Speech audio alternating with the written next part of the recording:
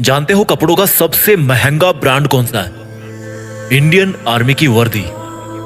देश के गद्दारों को ऊपर वाला भले ही माफ कर दे, लेकिन एक फौजी किसी भी कीमत पे, यहां तक कि अपनी जान की कीमत पे भी उसको कभी माफ नहीं कर सकता।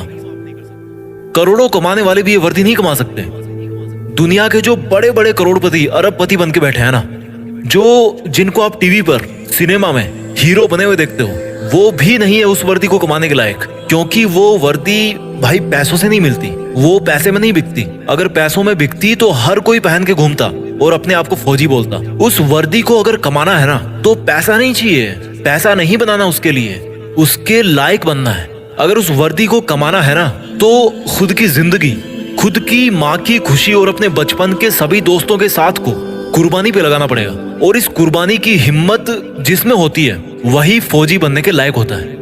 अगर इस वर्दी को कमाना है ना, तो खुद को हर मोह माया से बाहर निकाल कर आग में तपाना है। कितना बड़ा दिल होता है उस माँ का जिसका बेटा या बेटी डिफेंस में होते हैं। कुछ पंक्तियां बोलना चाहता हूं मैं उन सब खुश नसीब और हिम्मत वाले युवाओं के लिए जो अपने आप को उस वर्दी में देखना चाहते हैं कि ये आग जलती है तो जलने दे, ये आग जलती है तो जलने दे, माँ अब मुझे तू फौजी बनने दे।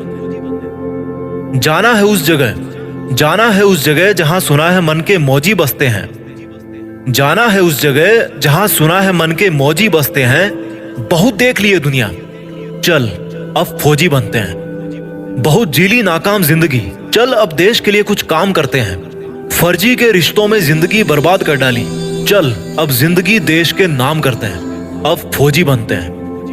ये सरहदें पुकारती मुझको है, ये आतंक की बदबू ललकारती मुझको है। जब लिपट जाऊं तिरंगे में तो मुझे आबाद कहना, जब लिपट जाऊं तिरंगे में तो मुझे आबाद कहना।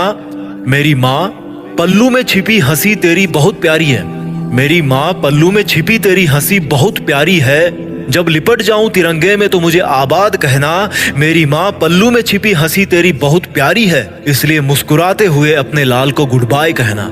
ये मोबाइल के स्टेटस देख देख के थक गया हूँ, बन जाऊं मैं भी एक दिन सबका स्टेटस, खुद के इसी वादे में बंध गया हूँ। माँ के आंचल की खुशबू तो वैसे फीकी होती नहीं कभी, पर उसमें थोड़ी सी मेरी वर्दी की खुशबू भी मिला दूं ना, तो दोनों जहां यही मिल जाएंगे मुझे।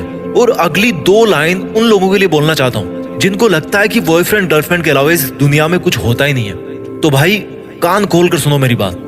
बेवफाओं की इस दुनिया में हम कभी वफा ढूंढते थे, ये एक फौजी की तरफ से लाइंस आपके लिए, कि बेवफाओं की इस दुनिया में हम कभी वफा ढूंढते थे, बड़े नासमझ थे जो रेगिस्तान में कमल ढूंढते थे। अरे बेवफा तुम्हारे लिए हम मरने का वादा करते थे ना, अरे बेवफा तुम्हारे लिए हम मरने का वादा करते थे ना। लेकिन सुन, इस वर्दी के लिए तो बार बार पैदा होकर मरने का मन करता है। और जो युवा ये बोलते हैं ना कि मेरी तो लाइफ में यार बहुत समस्या है, मैं क्या करूं समझ नहीं आ रहा, तो उनको केवल दो लाइन में मैं समझा दूंगा कि भाई कि तुम्हारा दुख ना बहुत छोटा है, बहुत छोटा है यार।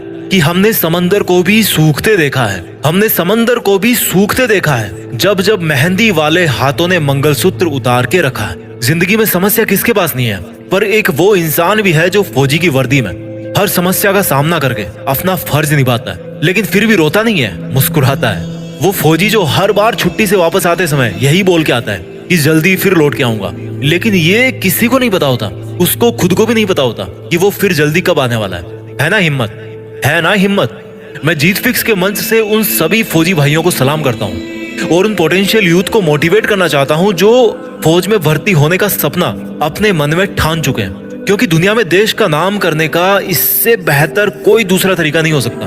मैं सैल्यूट मारता हूँ फौजियों को जो एकमात्र रियल हीरो है इस कंट्री के।